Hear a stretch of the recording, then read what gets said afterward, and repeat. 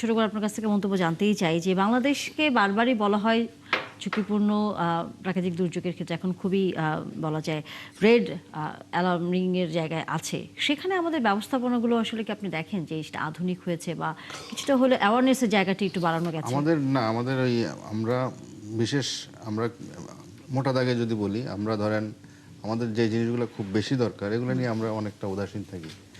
আমাদের স্বাস্থ্য, আমাদের আপনার এই বিশেষ করে এই জ্বালানি সেক্টর, জলবায়ু, আমাদের পরিবেশ, এগুলো নিয়ে কিন্তু আমরা উদাসীন থাকি। আমাদের কিন্তু কোনো অ্যাওয়ারনেস, আমাদের একটা কিছু ঘটে গেলে তারপরে আমরা যাই এটা নিয়ে রিসার্চ করি, গবেষণা করি, টকশো করি, কিন্তু এর আগ পর্যন্ত আমাদের কোনো কিছু আমাদের এরকম প্রিপারেশন থাকে না।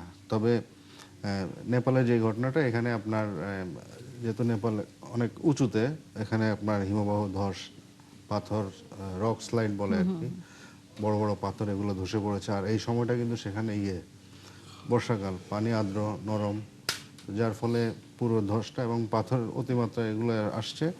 এটা হচ্ছে আপনার এই আমেরিকান যে ভূতাত্ত্বিক যে সংস্থা, তাদের মতে আর কি।